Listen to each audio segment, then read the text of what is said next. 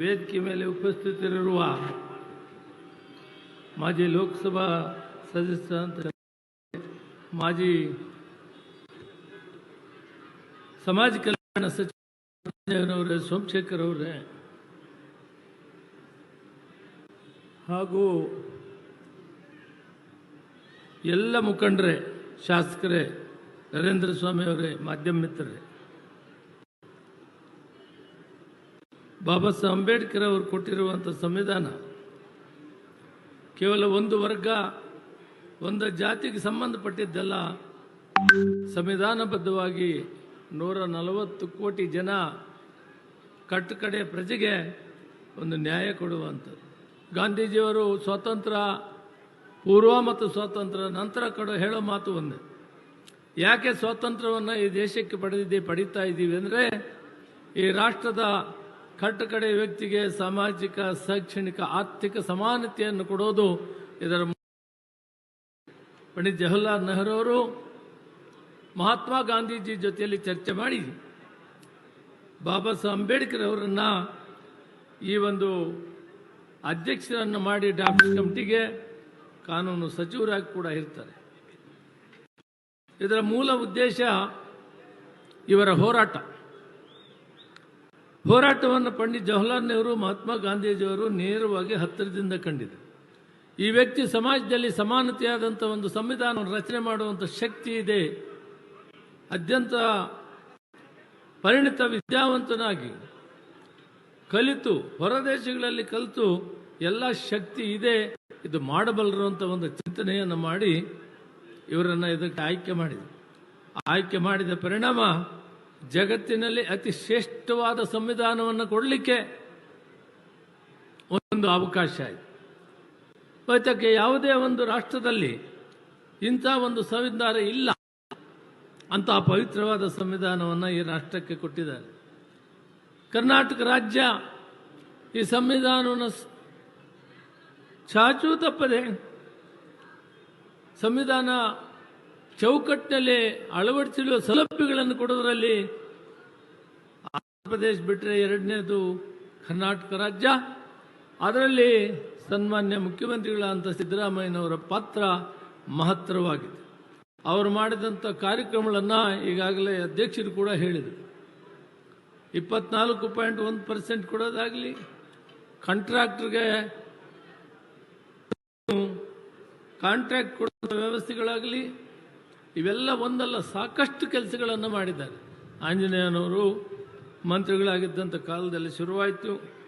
ಈಗ ಸುಮಾರು ಮಹದೇವಪ್ಪನವರ ಕಾಲದಲ್ಲಿ 42,000 ಕೋಟಿಗಳನ್ನು ಕೊಡುವಂಥ ಒಂದು ಘಟ್ಟಕ್ಕೆ ಬಂದಿದೆ. ಈ ಸಂದರ್ಭದಲ್ಲಿ ನಾನು ಮಹದೇವಪ್ಪನವ್ರಿಗೂ ಕೂಡ ಹೇಳೋದೇನೆಂದರೆ, ಕಾರ್ಯಕ್ರಮಗಳಲ್ಲಿ ಬದಲಾವಣೆಯನ್ನು ಕಾಣಬೇಕು, ಯೋಜನೆಗಳಲ್ಲಿ ಬದಲಾವಣೆಯನ್ನು ಕಾಣಬೇಕು. ನೇರವಾಗಿ ಸಮುದಾಯಕ್ಕೆ ಮತ್ತು ವ್ಯಕ್ತಿಗತವಾಗಿ ಅವರ ಅಭಿವೃದ್ಧಿಗೆ ಸರಿಯಾದಂಥ ಕಾರ್ಯಕ್ರಮವನ್ನು ರೂಪಿಸುವುದರ ಮುಖಾಂತರ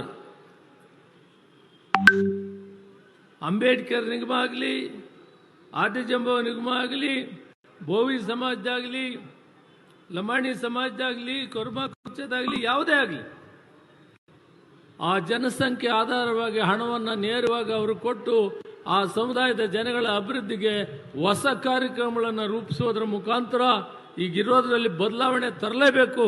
ಇದು ಹಂಚಿ ಹೋಗ್ತಾ ಇದೆ, ಹಂಚಿ ಹೋಗಬಾರ್ದು, ನೇರವಾಗಿ ಪ್ರಯೋಜನ ಆಗಬೇಕು. ಹೇಳಿದ್ರೆ 42,000 ಕೋಟಿ ಈ ಸಮುದಾಯಗಳಿಗೆ ಕೊಡ್ತಾ ಇದ್ದೀವಿ ಅಂತ ಹೇಳಿ ಭಾಷೆ ಜನ ಎಲ್ಲ ಕಡೆ ಮಾತಾಡ್ತಾರೆ. ಮಾನ್ಯ ಮುಖ್ಯಮಂತ್ರಿಗಳ ಉದ್ದೇಶ ಸಮುದಾಯಗಳ ಮೇಲೆ ಬರಬೇಕು, ಇದಕ್ಕೆ ಅನುಕೂಲ ಆಗಬೇಕು, ಇವರು ಬೆಳಿಬೇಕು, ಇವರು ಕೂಡ ಸಮಾಜದಲ್ಲಿ ಮುಂಚೂಣಿಗೆ ಬರಬೇಕು, ಮೇನ್ ಸ್ಟ್ರೀಮ್ಗೆ ಬರಬೇಕು ಅಂತ ಒಂದು ಕಲ್ಪನೆಯನ್ನು ಅವರು ಕಂಡಿದ್ದಾರೆ. ಅದಕ್ಕೆ ಸರಿಯಾದಂಥ ಮಣಿವಣ್ಣನಿದ್ದಾರೆ, ರಾಕೇಶ್ ಸಿಂಗ್ ಇದ್ದಾರೆ, ಹಿರಿಯರಾದಂಥ ವೆಂಕಟಯ್ಯನವರಿದ್ದಾರೆ, ಸಾಕಷ್ಟು ಜನ ಅಧಿಕಾರಿಗಳು ಇದಕ್ಕೆ ಕೃಷಿಯನ್ನು ಮಾಡಿದ್ದೀರಿ. ಸ್ವಲ್ಪ ಬದಲಾವಣೆ ತಂದು ನೇರವಾಗಿ ಅಭಿವೃದ್ಧಿ ಆಗೋ ಕಡೆ ಇದರ ಕಡೆ ಗಮನ ಕೊಡಬೇಕು. ಇನ್ನೊಂದು ಮುಖ್ಯವಾದಂಥ ವಿಷಯ ಮಹದೇವಪ್ಪನವ್ರಿಗೆ. ಮಹದೇವಪ್ಪ ಕೇಳಿಸ್ಕೊಳ್ತಾ ಇದ್ದೀಯಾ? ಈಗಾಗಲೇ ನೀವು ಹೋಬಳಿ ಮಟ್ಟದಲ್ಲಿ ಆಶ್ರಮ ಶಾಲೆಗಳನ್ನು ಮಾಡಿದ್ದೀರಿ. ಇನ್ನೂ ಸಾಕಷ್ಟು ಮಾಡಬೇಕಾಗಿದೆ. ಇದನ್ನು ಪಂಚಾಯಿತಿ ಮಟ್ಟಕ್ಕೆ ತೆಗೆದುಕೊಂಡು ಹೋದ್ರೂ ತಪ್ಪಾಗಲಾರದು. ಈ ಹಣ ಸದುಪಯೋಗ ಆಗ್ತದೆ. ಮಕ್ಕಳಿಗೆ ವಿದ್ಯಾಭ್ಯಾಸ ಕ್ವಾಲಿಟಿ, ಇವತ್ತು ಆಶ್ರಮ ಶಾಲೆ ರೆಸಿಡೆನ್ಷಿಯಲ್ ಸ್ಕೂಲ್ಸ್ ಏನು ಮಾಡಿದ್ರಿ, ಅದು ಡಿಸ್ಟಿಂಕ್ಷನ್ನು 90, 100 ಕೂಡ ಪಾಸ್ ಆಗ್ತಾ ಇದ್ದಾರೆ. ಆದ್ದರಿಂದ ತಾಲೂಕು ಪಂಚಾಯತಿ ಮಟ್ಟಕ್ಕೆ ನೀವು ತಗೊಂಡೋದ್ರೆ ಆ ಮಕ್ಕಳು ಸಂಪೂರ್ಣವಾಗಿ, ಗ್ರಾಮಾಂತರ ಪ್ರದೇಶದಿರೋ ಮಕ್ಕಳು, ಅದು ರೈತ ವರ್ಗದವರಾಗಲಿ, ಪರಿಶಿಷ್ಟ ವರ್ಗ ಆಗಲಿ, ಯಾವುದೇ ಒಂದು ವರ್ಗದವರಾಗಲಿ, ಅವರೆಲ್ಲರಿಗೂ ಕೂಡ ಅವಕಾಶ ಆಗುತ್ತೆ. ಕೇವಲ SC ST ಗೆ ಅಲ್ಲ, ರೈತಾಪಿ ಜನರಿಗೆ ಕೂಡ ಒಂದು 25% ಅವಕಾಶ ಇದೆ. ಮತ್ತು ಮೊರಾರ್ಜಿ ಮತ್ತು ಬ್ಯಾಕ್ವರ್ಡ್ ಕ್ಲಾಸಲ್ಲಿ 75% ಆರ್ಥಿಕವಾಗಿ ಹಿಂದುಳಿದ ಎಲ್ಲ ವರ್ಗಗಳಿಗೂ ಅವಕಾಶ ಇರೋದ್ರಿಂದ ಇದಕ್ಕೆ ಹೆಚ್ಚು ಒತ್ತನ್ನು ಕೊಡಬೇಕು ಅಂತೇಳಿ ಯೋಜನೆಗಳಲ್ಲಿ ಮಾರ್ಪಾಟನ್ನು ತಂದು ಅಧಿಕಾರ ಹೆಸರನ್ನು ನಾನು ಇವತ್ತು ಹೇಳಿದ್ದೀನಿ. ಒಳ್ಳೆ ಕೆಲಸ ಮಾಡಿದೆ, ನೇತೃತ್ವದಲ್ಲಿ ಒಳ್ಳೆ ಕೆಲಸವನ್ನು ಮಾಡಿದಿರಿ. ಮಹದೇವಪ್ಪನವರ ಮಾರ್ಗದರ್ಶನದಲ್ಲಿ ಈಗ ಮುಖ್ಯಮಂತ್ರಿಗಳ ಚಿಂತನೆ, ಈ ಸಮಾಜಗಳಿಗೆ ಯಾರು ಏನೇ ಹೇಳಲಿ ಇವರು ಕೂಡ ಸಮವಾಗಿ ಬಾಳಿ ಬದುಕಬೇಕು ಅನ್ನೋ ಒಂದು ಚಿಂತನೆಯಲ್ಲಿ ಈ ಕಾರ್ಯಕ್ರಮವನ್ನು ಕೊಟ್ಟಿದ್ದಾರೆ. ಇದು ಸದುಪಯೋಗ ಆಗಬೇಕು, ಮಾರ್ಪಾಟಾಗಿ ನೇರವಾಗಿ ಅಭಿವೃದ್ಧಿ ಕಡೆ ನಾವು ಸಾಗಬೇಕು ಅಂಥೇಳಿ ಇವತ್ತು ಏನು ಬಾಬಾ ಸಾಹೇಬ್ ಅಂಬೇಡ್ಕರ್ ಅವರ ಚಿಂತನೆ, ಕಲ್ಪನೆ ಏನಿದೆ, ಗಾಂಧೀಜಿಯವರ ಕನಸು ಏನಿದೆ, ಇದನ್ನು ನನಸು ಮಾಡಬೇಕಾದ್ರೆ ನೇರವಾಗಿ ಸದುಪಯೋಗ ಆಗಬೇಕು. ಸದುಪಯೋಗ ಸರಿಯಾಗಿ ಆಗ್ತಾ ಎಲ್ಲ ಇಲಾಖೆಗಳಿಗೆ ಹಂಚಿ ಹೋಗಿ ಸರಿಯಾದಂಥ ರೀತಿಯಲ್ಲಿ ವ್ಯವಸ್ಥಿತವಾಗಿ ಇದು ಅಭಿವೃದ್ಧಿಗೆ ಆಗುವಂಥ ಕೆಲಸವನ್ನು ಮಹದೇವಪ್ಪನವರೇ ನೀವು ಮಾಡಬೇಕು ಅಂತೇಳಿ ನನಗೆ ಇನ್ನೊಂದು 2 ಪ್ರೋಗ್ರಾಮ್ ಇದೆ, ದೇವನಹಳ್ಳಿ ಮತ್ತು ಶಿಡ್ಲಘಟ್ಟ. ಮಾನ್ಯ ಮುಖ್ಯಮಂತ್ರಿಗಳಿಗೂ ತಮಗೂ ಕೂಡ ತಿಳಿಸಿ ತಮ್ಮ ನಾಯಕತ್ವದಲ್ಲಿ ಒಂದು ಅತ್ಯುತ್ತಮವಾದ ಯೋಜನೆಗಳ ಮುಖಾಂತರ ಇವರ ಸರ್ವತೋಮುಖ ಅಭಿವೃದ್ಧಿಯನ್ನು ಆಗಲಿ ಅಂಥೇಳಿ ನನ್ನ ಮಾತಿಗೆ ವಿರಾಮವನ್ನು ಕೊಡ್ತೀನಿ. ಜೈ ಹಿಂದ್, ಜೈ ಕರ್ನಾಟಕ.